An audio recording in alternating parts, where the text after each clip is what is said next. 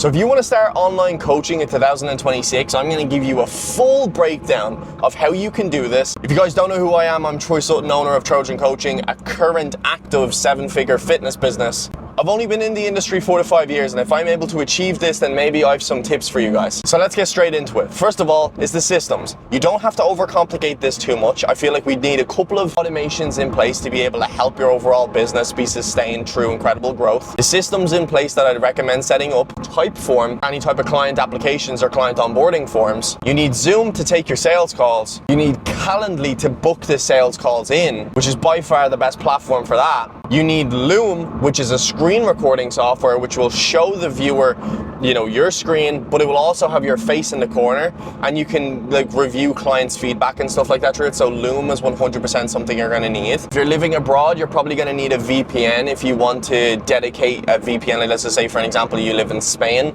but you want to try, attract customers in Ireland. You're going to need to obviously set your VPN to Ireland and start posting content from that VPN location. If you want a solid coaching app, then you're going to need Kahunas. Kahunas is going to be the most scalable, 100%, because things like Trainerize and all these will charge you per client that you gain. So they'll have a 15 client threshold, a 25 client threshold, a 50 client threshold, and every single threshold that you meet, you'll have to keep paying more and more. I've heard of coaches with over 100 clients that are paying thousands a month for their coaching platform.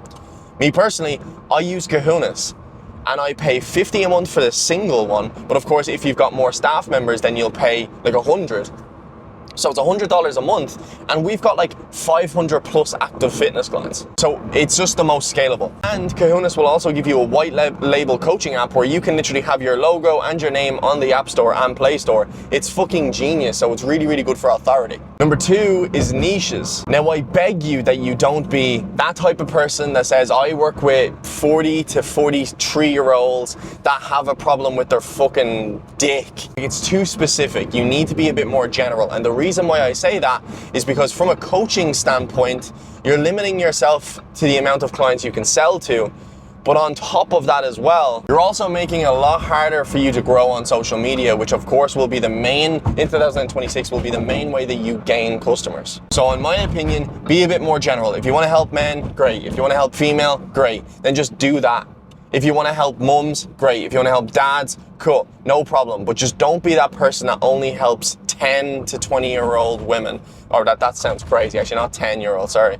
But you get where I'm coming from. Because realistically, what works for a 20-year-old female or a 20-year-old female that's a mum is pretty much the same thing. Next thing is offer creation and pricing.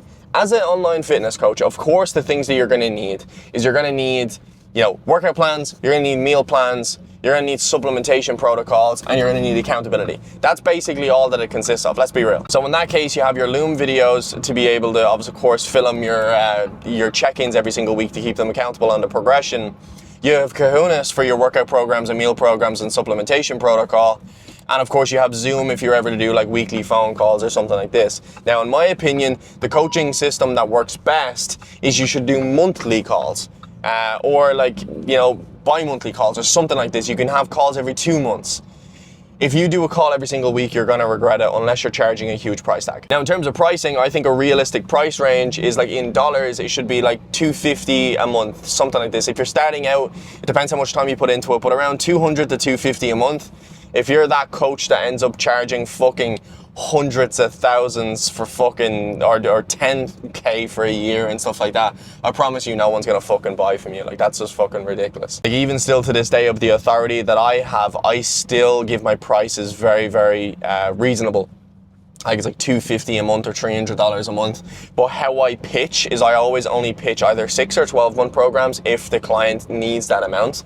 Or alternatively, if it's like a quick journey, then it'll be only like 3 to 6 month programs. But I'll position it in a way that you can either join me for 6 months for $1,900 or 12 months for $2,900. Now, the reason why I do that is, of course, the more commitment means the better results. The better results means the better the testimonial, the better the social proof. So it really is beneficial that way. And I can't stress how important it is to take the payment up front, because of course it locks you in as a coach and you say, okay, well, I've got 12 months to help this person. So in my opinion, it just makes sense to be able to get them to commit for that amount of period. But hypothetically, you know, if you were to get them on monthly, it's not bad. I just personally would recommend, as I said, a bit more of a longer time frame. I just think it's a bit more realistic to get people results too. But you would always make the higher commitment, like the 12 month, like cheaper in the long run. So it just makes more sense for them. And I would make it like substantially cheaper too. Next thing is content strategies. See, content strategies, you don't just go and copy what's working for other fitness coaches. You need to be very, very specific on what's true to yourself. You need to think from an information standpoint, what do you genuinely agree with? Because you don't want it to be the case where, you know, you start creating content about how shit you know, it is to do ketosis diet, right? Because it's viral on social media, but then you're the motherfucker that turns around and, you know, programs keto diets for your clients. Like, it's just not going to really look good.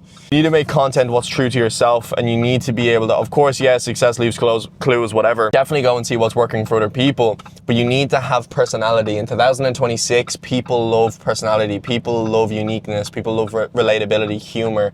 So whatever you are, like, be yourself on camera. Like me, I'm sarcastic, I'm funny. I do that on camera, so people get to know me. The next thing is hiring, and this is the thing that a lot of people make mistakes with. You're going to be approached by agencies, appointment setters, closers, coaches a lot, and you need to understand which is actually the realistic next step for you.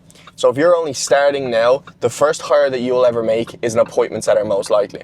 An appointment setter will help book the calls for you in the DMs, will help have conversations with people, and of course a lot of training is involved in this. That being said, you need to make sure the appointment setter is the first hire that you make. Generally, this is a commission basis, like 10% commission.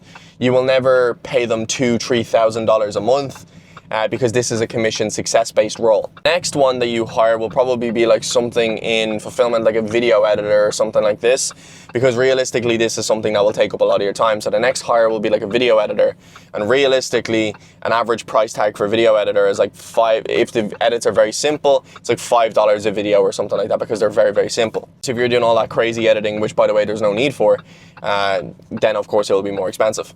The next most likely thing that you'll probably get is you'll probably get a coach to be able to hand off some of the clients, and any new clients that join, you'll then pass them over to him or her. Reason being, of course, is because if you're stuck in video editing, coaching, and the DMs, you're not really gonna have a lot of time for yourself. And then the next hire after that will most likely be a closer, which is somebody that takes the calls for you. But I would never just fully jump from having loads of sales calls to hiring a closer and never having a sales call again.